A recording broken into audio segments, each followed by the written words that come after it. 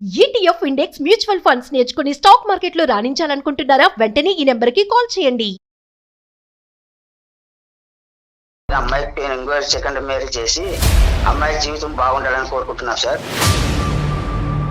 మీ అమ్మాయిని కన్విన్స్ చేయమని చెప్పి మాకు ఫోన్ చేశారా? అవును సార్ మీరు అట్టంగా చేసేసి చెప్పాలి సార్ మా అమ్మాయిని. మళ్ళీ పెళ్ళైందండి, నాకు ఆల్రెడీ పెళ్ళైంది కదండి. నీకేంటంటే నీ భర్త యొక్క మనసు కనిపిస్తుంది, ప్రపంచానికి మీ తల్లిదండ్రులకి ఏంటంటే అక్కడ ఉండేటటువంటి ఫిజికల్ ప్రాబ్లం, నువ్వు పడేటటువంటి కష్టం కనిపిస్తుంది. ఆడది పెళ్లి చేసుకున్నది శారీరక సుఖం కోసమా? 20 సంవత్సరాల పాటు కని పెంచి ఈ స్థాయి వరకు తీసుకొచ్చిన నిన్ను సుఖపడాలి అనే ఆలోచనతో తల్లిదండ్రులు మాట్లాడేటటువంటి ప్రేమతో కూడినటువంటి మాటలు. మా నాన్న చూసిన వాడు తాగుబోతాడు అయ్యుండి ఇలాంటి పొజిషన్ కి వచ్చి ఉంటే నేను వదిలేసి వేరే పెళ్లి చేసుకునేదాన్ని. అతని యొక్క సర్వీస్ ఎవరు చేస్తున్నారు? నా భర్త కదా, నేను బయట వాళ్ళతో ఎందుకు చేయిస్తానండి? ఇప్పుడు పెళ్లిలో ప్రమాణాలకు అర్థమే ఉంది, నేను వేరే వాళ్ళతో చేయిస్తే. ఒకసారి కన్యాదానం చేసిన తర్వాత పూర్తి బాధ్యత భర్తది. ఆయన నాకు తండ్రి తల్లి అన్ని. నేను ఆయన వదిలైతే రాను, వేరే పెళ్లి చేసుకోను. కావాలంటే వీళ్ళనన్ను వదిలేసుకుంటాను. కానీ మీరు ఇంకొకసారి ఇలా పెళ్లి గురించి మాట్లాడేలా అయితే కాల్ చేయొద్దు. నాకు మీతో అమ్మ నాన్న అనే సంబంధం కూడా పెంచుకుంటాను నేను. మాకు కూడా తల్లిదండ్రులకనే ఓ ప్రేమ అనేది ఉంటుంది కదా సార్. అమ్మాయిని కూడా మంచిగా చూసుకున్న వానికి ఒకటి మంచి వానికి ఇచ్చేది మళ్ళా. మరి ఇప్పుడున్న మీ అల్లుడిని మంచివాడనే కదా? ఆయన సూసైడ్ కూడా చేసుకోవడానికి ట్రై చేశారు. ఆయన కంటే ముందు నేను చచ్చిపోతాను ఆయన లేకపోతే. సార్ పోయినంత కాలం సేవ్ చేసుకుంటా ఎన్నాళ్ళు ఉంటుంది సార్ ఆయనకి.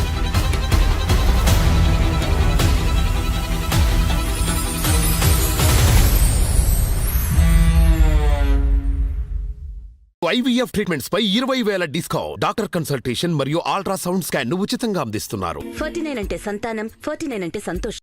49 సమర్పించు అందమైన జీవితం కార్యక్రమానికి స్వాగతం. నమస్తే డాక్టర్ గారు. కళ్యాణ్ గారు, శంకరయ్య అని మనకి ఒక పెద్ద ఆయన మెయిల్ చేశారండి. పిల్లకి పెళ్ళయింది కానీ మళ్ళీ పెళ్లి చేయాలని ఆయన కోరుకుంటున్నాడు. ఒక అనుకోని సంఘటన వల్ల. అమ్మాయితో మీరు మాట్లాడండి, ఒప్పించండి, నేను ఎంత చెప్పినా వినట్లేదు అనేసి మనకి మెయిల్ చేశాడు. అతను పెళ్లి చేయాలనుకుంటున్నాడు కానీ అమ్మాయి అది నాకు ఆయన చెప్పిన దాన్ని బట్టి అట్లా అనిపించిందండి. దానికి కారణాలు ఏంటనేది నాకు క్లియర్గా తెలియలేదు. నాకు అసలు ఆయన బాధ విన్న తర్వాత ఇమీడియట్గా మీరు మాట్లాడాలి అనిపించింది. సో పలానా రోజు నేను కాల్ చేస్తానని చెప్పాను. శంకరయ్య గారు కూడా సరేనమ్మా అన్నారు. ఆయనకు ఒకసారి కాల్ చేస్తాను, పూర్తిగా మీరే మాట్లాడదురు కానీ. తండ్రి కూతురా మేడం? తండ్రి కూతురు. నమస్తే శంకరయ్య గారు, నేను జయానండి, అందమైన జీవితం ప్రోగ్రాం నుంచి కాల్ చేస్తున్నాను.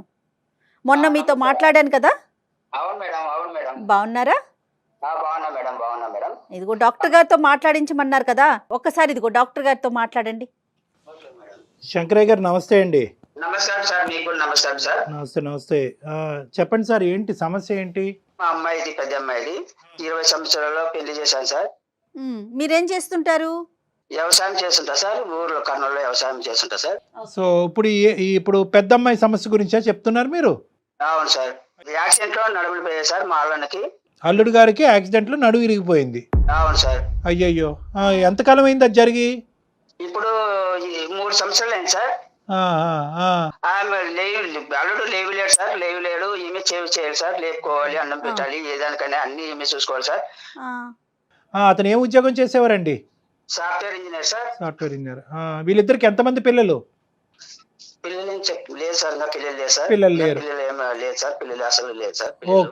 ఓకే. ఇప్పుడున్న పరిస్థితి ఏంటి? ఇప్పుడు అమ్మాయి అతనికి సేవ చేసుకుంటూ ఉంది. అవును సార్.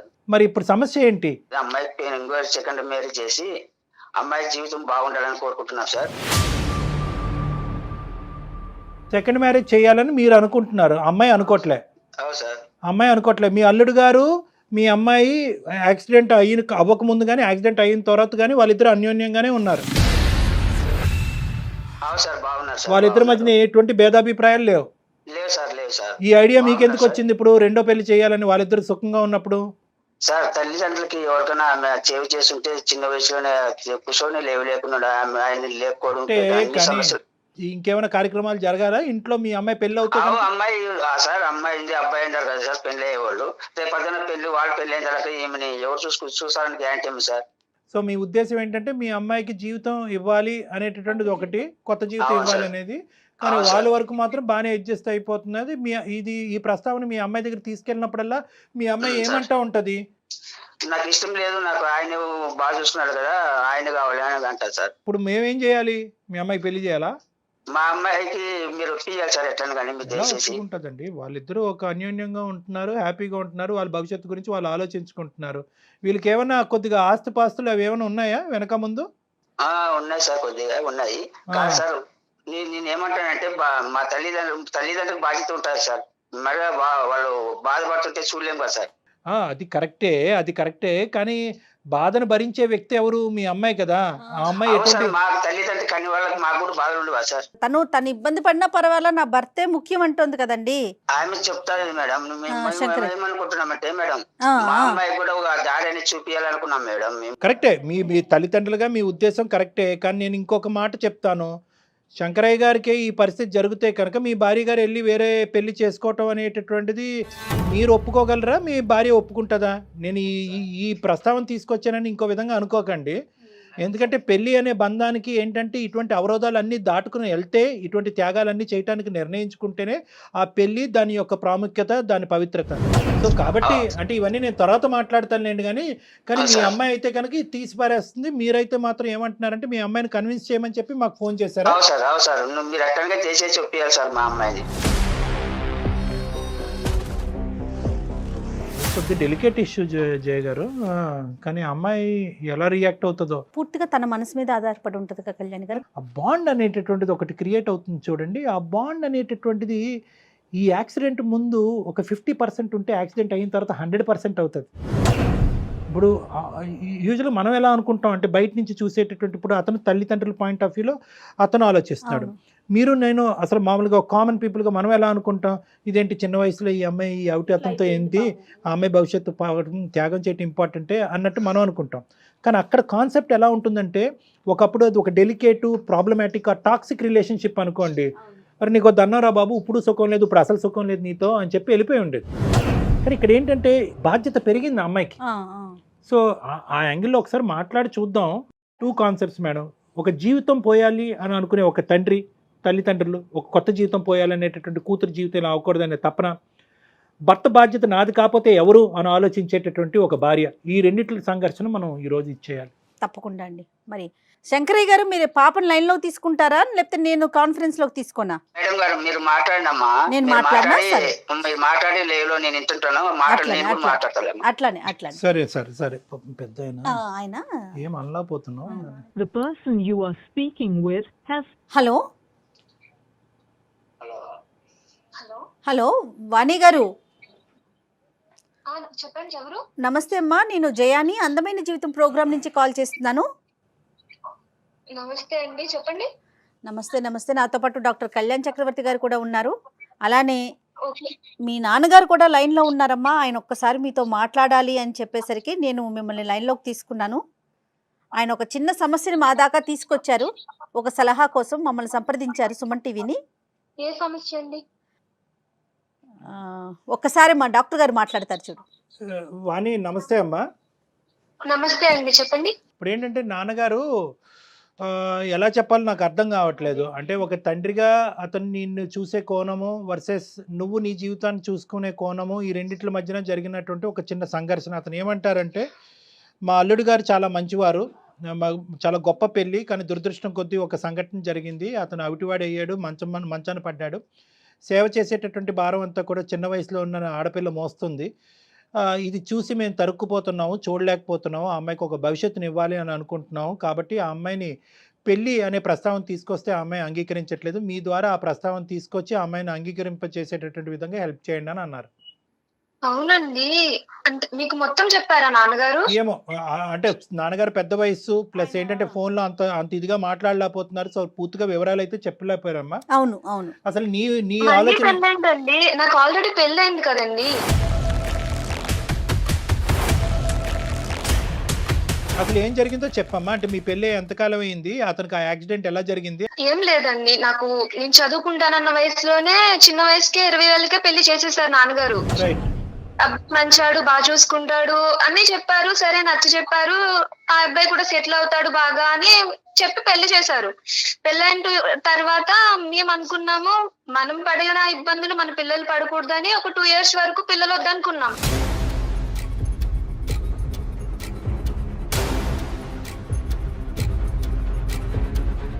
మేమంటూ కొంచెం ఫినాన్షియల్ గా సెటిల్ అయిన తర్వాత పిల్లల్ని కందాం ప్లాన్ చేసుకుందామని. మేబీ ఇంకా త్వరగానే మేము సెటిల్ అయ్యాము. 2 years లో బాగా సంపాదించుకున్నాము. అంత వెల్ సెటిల్డ్ హోమ్ తీసుకున్నాము, కార్ తీసుకున్నాము. మనకు ఇప్పుడు పిల్లల్ని చూసుకునే పొజిషన్ వచ్చింది అని ప్లాన్ చేసుకుందామని హనీమూన్ ప్లాన్ చేసుకున్నాం. అన్ఎక్స్పెక్టెడ్లీ సో మేము వెళ్ళిన టైం బాగాలేదు, నా రాత బాగాలేదు, మొత్తానికి యాక్సిడెంట్ అయ్యింది.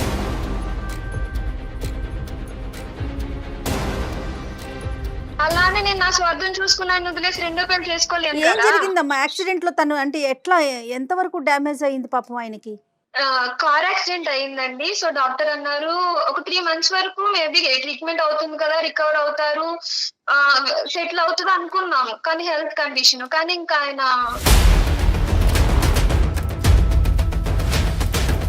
అంటే ఇప్పుడు ప్రస్తుతం ఎలా ఉన్నారమ్మా? మంచం మీద ఉన్నారా? అతని పని అతను చేసుకుంటారా? యూరినరీ అండ్ మోషన్ రిఫ్లెక్సెస్ పని చేసుకోవట్లేదండి. అతను పని అతను చేసుకోవట్లేదు. ఇంకా అతను పిల్లలు అనడానికి మీకు వీలు అవ్వదని చెప్పేశారు డాక్టర్స్.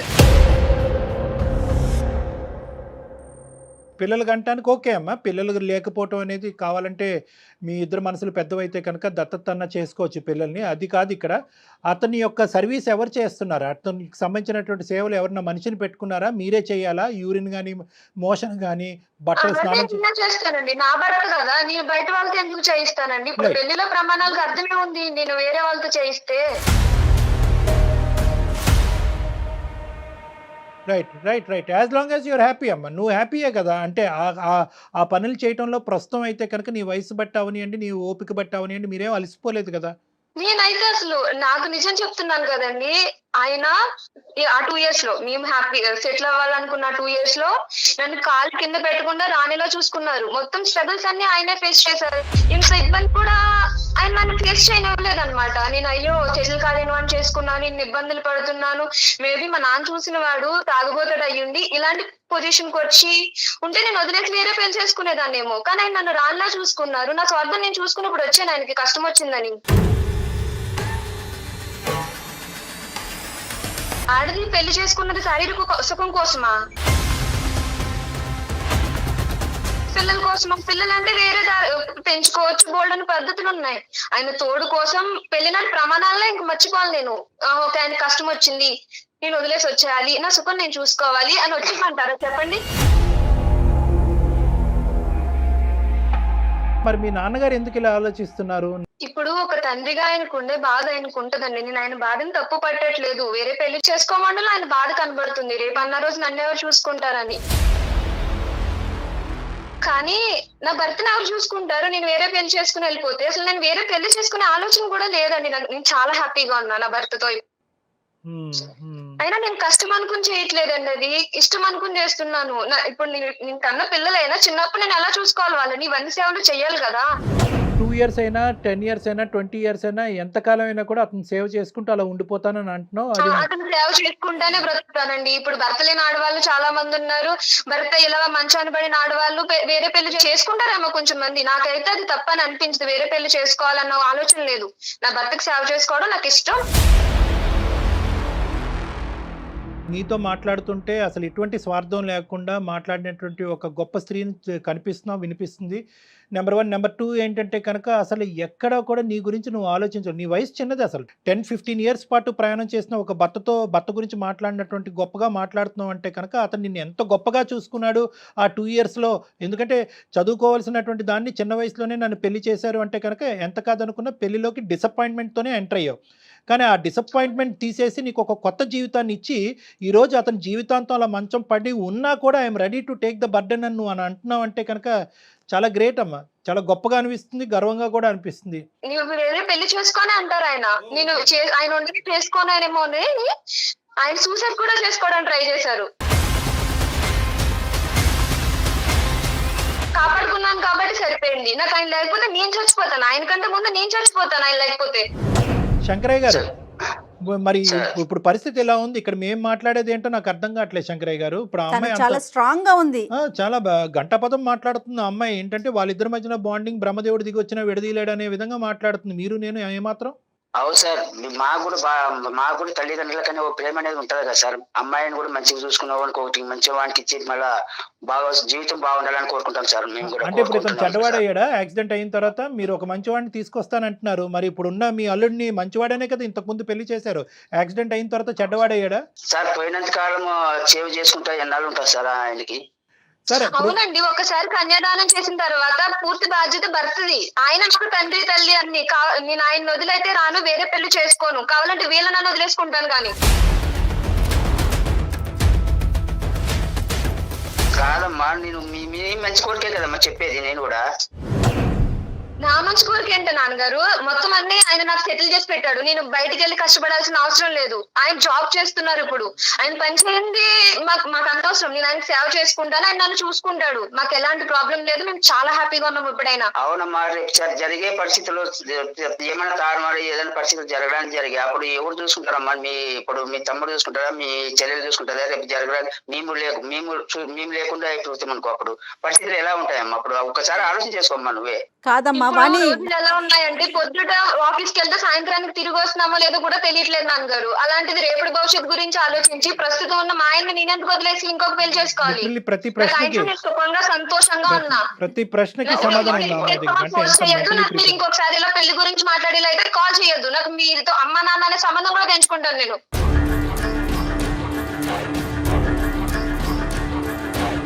అమ్మ నీ ప్రేమ కోరే కదమ్మా మేము కోరుకుంటున్నది. శంకరయ్య గారు, ప్రేమ కోరుకుని అనేటటువంటి దాని వెనకాతల ఎక్కడో చోట ఒక గిరి అనేది ఉంటుంది. అర్థమైంది కదా? మీ ప్రేమ అనేటటువంటిది ఎక్కడి వరకు వెళ్ళొచ్చు అంటే కనుక తన ప్రేమించేటటువంటి భర్త యొక్క ప్రేమను చంపకూడదు అనే అంతవరకే మీ హద్దులు. ఇప్పుడు ఏంటంటే, ఇప్పుడు నేను మిమ్మల్ని ఇంత ప్రేమిస్తున్నాను, నీ భవిష్యత్తు గురించి ఇంత కోరుకుంటున్నావు కాబట్టి నీ భర్త మీద ఎంత ప్రేమ ఉన్నా కూడా అవుటివాడు కాబట్టి వదిలేసి వచ్చేయమా అంటే కనుక అది మీది ప్రేమ కింద వర్తించదు. ఎందుకంటే మీ ప్రేమ అనేటటువంటిది ఆ అమ్మాయి ప్రేమ, తన భర్త మీద ఉండే ప్రేమను అర్థం చేసుకున్నప్పుడే దానికి విలువ, వాల్యూ. సో ఇక్కడ నేను సార్ మీరు ఎట్లైనా దయచేసి ఒప్పియండి సార్, ప్లీజ్ సార్. అరే, ఎట్లైనా కానీ సార్. అది పద్ధతి అమ్మాయి కాదు. భవిష్యత్తు నాశనం అయిపోతుంది సార్. లేలే శంకరయ్య గారు, మీరు ఏంటంటే కనుక ఈ ఎల్లకాలం రోజులు ఇలాగే ఉండవు. రేపొద్దున ఏదైనా జరగరానిది అతనికి జరిగితే కనుక దానికి కూడా అమ్మాయి ప్రిపేర్ అయ్యి ఉంది. జరగరానిది ఏదో జరుగుతుంది అనేటటువంటి ఆలోచనతో, ఏదో జరుగుతుందనే ఉద్దేశంతో అతన్ని ఈ రోజే చంపేయటం అనేది ఆ అమ్మాయికి ఇష్టం లేదు. అతనే అంటున్నాడంట నువ్వు వెళ్ళి సార్, సుఖపడి. మేము అప్పటి వరకు ఉండాలి కదా సార్. కాదు సార్, మేము అప్పటి వరకు కూడా దేవుడు ఉంచుతాడని గ్యారంటీ ఏమో సార్. సార్, మేము కన్నారా ఒక 5 చేతిలో మంచి వాడి చేతిలో పెట్టుకోదాం అనే ఆలోచన మాకుంది సార్. ఎప్పుడు ఆయన సేవ్ చేసుకుంటే బాధపడుతాడైతే నన్ను మంచిగా చూసుకోకుండా డైలీ వచ్చి కొడితే అప్పుడు నేను ఎలా బాధపడాలి? వాడు నన్ను పట్టించుకోకపోతే? అమ్మ అన్ని అట్లా అనుకుంటే ఎట్లయితుందమ్మా? అది అట్లా అనుకుంటే ఎట్లుంటది చెప్పు. ఇప్పుడు భర్తకి ఇలాగయ్యి వదిలేస్తే గనుక నువ్వు వేరే పెళ్లి చేసుకో, కష్టంలో వదిలేసి వచ్చేయచ్చు అని కూడా ప్రమాణం చేయించాల్సింది. మరి ఆ ప్రమాణం ఎందుకు చేయించలేదు?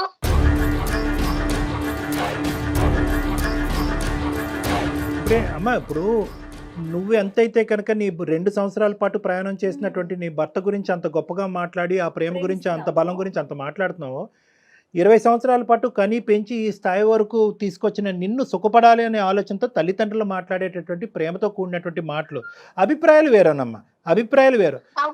కానీ నేను అవును నాన్నగారు, నేను ఇలా బాధపడుతున్నాను, నాకు ఈ కష్టం వచ్చింది, నేను తనకు చేయలేకపోతున్నాను సేవ, మీ ఇష్ట ప్రకారం నాకు పెళ్లి చేయండి అని నేను అతని దగ్గరికి వెళ్ళి నా కష్టాన్ని చెప్పుకుంటే కదా ఆయనకు బాధపడాలి.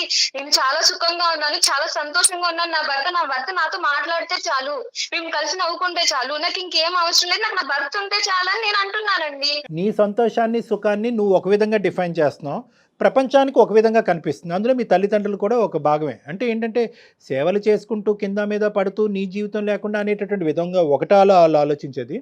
రెండోది ఏంటంటే, రేపొద్దున ఏదన్నా జరగరాంది జరిగితే కనుక మా అమ్మాయి అప్పుడు మేము బతుకుండాలి కదా, అప్పుడు మా అమ్మాయి పరిస్థితి ఏంటని. అంటే తల్లిదండ్రుల పాయింట్ ఆఫ్ వ్యూలో వాళ్ళు ఆలోచిస్తున్నారు. నీకు ఒక సలహా సూచన ఇచ్చారు, ఆ సలహా సూచన నీకు నచ్చకపోతే, ఆ అభిప్రాయం నీకు నచ్చకపోతే అది ససేమిరా వద్దు నాన్న అని చెప్పండే. కానీ ఈ ఆలోచన నీ బ్రెయిన్లో ఇంప్లాంట్ చేసేటటువంటి ప్రయత్నం చేస్తున్నారు. కాబట్టి మీరు ఎటువంటి తల్లిదండ్రులు ఇలా చేసేటట్టయితే కనుక నేను మరోసారి ఫోన్ ఎత్తను అంటే కనుక అది పద్ధతి కాదమ్మా. అంటే నేను అనేది ఏంటంటే, నువ్వు చేసుకునేది అది నీ రైటు. నీ భర్త ఎలా ఉన్నా కూడా నువ్వు హ్యాపీ, నువ్వు నీ భర్త హ్యాపీగా ఉన్నారని అనుకుంటున్నావు, ఆ సేవలోనే నువ్వు దైవ కార్యక్రమాన్ని నువ్వు చూసుకుంటున్నప్పుడు you go ahead, no problem. కానీ దయచేసి ఏ యాంగిల్లో వచ్చి ఏ విధంగా నీ తల్లిదండ్రులు ఒక ప్రేమతో వచ్చి మాట్లాడుతున్నారో వాళ్ళని మొత్తం దయచేసి మిస్అండర్స్టాండ్ చేసుకోవద్దమ్మా. అర్థమైంది కదా? అవును సార్, కానీ నేను ఎప్పుడు నా తల్లిదండ్రులు మిస్ అవుతున్నాను. పెళ్లి చేసుకుని వచ్చాను, నాకు నాన్నని చూడాలని ఉంది, అమ్మని చూడాలని ఉంది, నా పుట్టింటికి వెళ్ళాలని ఉంది అని నాకు ఎప్పుడు అనిపించలేదు. నన్ను అంత బాగా చూసుకున్నారు, వీళ్ళకంటే బాగా చూసుకున్నారు నన్ను ఆయన. అదే నాకు అర్థమవుతుందమ్మా. ఎటొచ్చి ఏంటంటే ఇప్పుడు నీకేంటంటే నీ భర్త యొక్క మనసు కనిపిస్తుంది, ప్రపంచానికి మీ తల్లిదండ్రులకి ఏంటంటే అక్కడ ఉండేటటువంటి ఫిజికల్ ప్రాబ్లం నువ్వు పడేటటువంటి కష్టం కనిపిస్తుంది. వాళ్ళది తప్పు లేదు, నీది తప్పు లేదు, అర్థమైందా? కానీ at the end of the day నువ్వు ఇంత బలంగా కోరుకుంటున్నావు కాబట్టి నా చావో రేవో నాకు అంతా ఇక్కడే, నా భర్తతోనే అన్నీ, నేను ఏ కార్యక్రమం చేసినా కనుక అందులో కష్టాన్ని చూడట్లేదు, ప్రేమని సంతోషాన్ని చూస్తున్నాను నువ్వు అంటున్నావు కాబట్టి ప్రపంచం అంతా కూడా ఏకమై నీకు వ్యతిరేకంగా వచ్చినా కూడా నిన్నేమీ చేయలేదు, మార్చలేదమ్మా. శంకరయ్య గారికి ఒక్కసారి చెప్పండి కళ్యాణ్ గారు. శంకరయ్య గారు సార్ చెప్పండి సార్. దీన్ని ఇక్కడితో ఆపేద్దాం. ఎందుకంటే కనుక ఇప్పుడు ఆ అమ్మాయి అక్కడ భర్తను వదిలేయటం అనేటటువంటిది జరగనటువంటి పని, ఇంకో పెళ్లి జరగటం అనేది డబల్ ఇంపాసిబుల్. మీరు ఆ అమ్మాయి బాగు కోరుకోవటం అనేది ఆ అమ్మాయికి కూడా అది బాగు అని అనిపిస్తే కనుక మీరు బాగు కోరుకోవడం, ఆ అమ్మాయికి అది బాగు అనిపించట్లేదు, ఆ అమ్మాయికి అది నరకం అనిపిస్తుంది. మూడో అంశం చెప్తాను వినండి. ఆ అమ్మాయి మీ అల్లుడు గారిని వదిలేసి రావటం అనేది జరగదు. ఇంకో పెళ్ళి అంటారా, అది మీరు కల్లో కూడా ఊహించుకోవద్దు. మీరు ఇది రబ్బర్ బ్యాండ్ లాగా ఇలా సాగదీసుకుంటూ పోతే రబ్బర్ బ్యాండ్ కూడా తెగుతుంది, మీ ఇద్దరి మధ్యన బంధం తెగిపోయే అవకాశం ఉంది. ఆ అమ్మాయి అంది ఇంకో ప్రస్తావన, మళ్ళీ ఇంకోసారి ఈ ప్రస్తావన తీసుకొచ్చావంటే కనుక నీ ఫోనే ఎత్తను, నాకు అమ్మ నాన్న లేరు, నా భర్తే చాలు అనేటటువంటి పదాలు ఆ అమ్మాయి వాడుతుంది. అంటే దాన్ని బట్టి ఏంటంటే మీకు ఇచ్చేటటువంటి గౌరవం తగ్గించడం, మీ మీద ప్రేమ చంపించుకోవటం కాదు, కానీ ప్రేమ అనుకుంటూనే వచ్చి మీరు వాళ్ళ ప్రేమని ఇచ్చేస్తున్నారనేటటువంటి బాధతో ఎక్కడ ఆ అమ్మాయి బ్రెయిన్ వాష్ అయిపోయి రేపొద్దున ఆ భర్త దగ్గర నుంచి దూరం అయిపోద్ది అనే అభద్రతలో ఆ అమ్మాయి ఉంది. కాబట్టి ఈరోజు మీ పరిధిలో మీరు ఉండండి, నాకు నచ్చినటువంటి పని నా చేత బలవంతంగా చేయకండి అని చెప్పి 1కి 100 సార్లు ఆ అమ్మాయి చెప్తుంది. కాబట్టి ఈ ప్రస్తావన ఇక్కడతో వదిలేసేయండి. దయచేసి మీరు అర్థం చేసుకోండి. మీరు ఇది ఇదేంటంటే సరే సార్, మా అమ్మాయి మా అబ్బాయిని చిన్న అమ్మాయి అబ్బాయిని చూసుకొని ఉంటాం కదా సార్, ఎట్లా ఏం చేస్తాం సార్, మళ్ళీ అమ్మాయి ఒప్పుకోకపోతే సార్. సరే సార్, అంతే ఎవరి ఇష్టం వాళ్ళది సార్. పిల్లలు కనగాలని కానీ వాళ్ళ భవిష్యత్తుని కానీ వాళ్ళ జాతకాలను కానీ మనం రాయలేము కదా. సో ఇక్కడ ఏంటంటే ఆ అమ్మాయి అది కోరుకుంటుంది, దాంట్లోనే ఆ సంతోషాన్ని చూసుకుంటుంది. So beat. ఇంకా మీ అమ్మాయి వచ్చి తలనెత్తి నోరు బాదుకుని నాన్న నా జీవితం ఇలా అయిపోయిందంటే కనుక అప్పుడు వేరే విషయం. ఇప్పుడు మీరు కీడించి మేలించాలన్నట్టుగా రేపొద్దున్న ఏదన్నా జరిగితే అంటున్నారు కదా, జరిగినప్పుడు చూద్దాం. ఇప్పుడు మనం ఎట్లా చెప్పగలుగుతాం? రేపు జరగబోయే సుఖం గురించి ఇప్పుడు ఉండేటటువంటి నరకాన్ని అనుభవిస్తారా వాళ్ళిద్దరు? కాదు కదండి. ఇప్పుడు నరకాన్ని అనుభవించమంటారా విడిపోయి? అది కరెక్ట్ కాదు. సో రేపు పొద్దున ఏదైనా సమస్య వస్తే కనుక అప్పుడు సంగతి అప్పుడు చూద్దాం. అర్థమైంది కదా? రైట్ అమ్మా, thank you so much Vani. Okay ma'am. కానీ ఆ అమ్మాయి చిన్న వయసు అయినా ఎంత స్ట్రాంగ్ గా మాట్లాడుతుంది కళ్యాణి గారు. అంటే అదే నేను చెప్తున్నానమ్మా, ఆ అమ్మాయికి హ్యాట్స్ ఆఫ్. ఇందాక చెప్పినట్టుగా ఏంటంటే పెళ్లిలో ఉండే పవిత్రతని చాలా చిన్న వయసులో అర్థం చేసుకుంది. ఇష్టం లేకుండా కష్టమైనా కూడా పెళ్లిలోకి ఎంటర్ అయిన తర్వాత పెళ్లి యొక్క విలువ, అంటే పెళ్లి యొక్క పవిత్రత, పెళ్లి యొక్క వాల్యూ అది మేడం. అంటే ఏంటంటే there is a bonding and relationship. అది ఒకటి. నేను కోరుకునేది ఏంటంటే ఈరోజు తండ్రిగా అతను ప్రార్థన చేయాలన్నా మన సుమన్ టీవీ అనేది అంత మంచి వ్యక్తికి కలకాలం ఒక మంచి జీవితం రావాలని కోరుకోవాలి. ఇదే ఓర్పు, ఓపిక, సహనం జీవితాంతం ఉండాలని. ఎందుకంటే చిన్న వయసులో ఉండే సహనం, ఓపిక రేపొద్దున పెద్ద వయసు వచ్చిన తర్వాత ఉంటుందా ఉండదా అనేది మనకు తెలీదు. అయినా కానీ ఉండేటట్టుగానే ఆ అమ్మాయి ఒక మాట తీరు, పద్ధతి, వ్యవహారం అనిపిస్తుంది. కాబట్టి ఖచ్చితంగా వాళ్ళిద్దరి జీవితాలకి మంచి ఆయుష్ పోస్తాడు భగవంతుని ప్రార్థిస్తున్నాం. తప్పకుండా అండి. Thank you so much Kalyan గారు. నమస్తే అండి. నమస్తే. IVF ట్రీట్మెంట్స్ పై 20,000 డిస్కౌంట్, డాక్టర్ కన్సల్టేషన్ మరియు అల్ట్రాసౌండ్ స్కాన్ ను ఉచితంగా అందిస్తున్నారు. 49 అంటే సంతానం, 49 అంటే సంతోషం.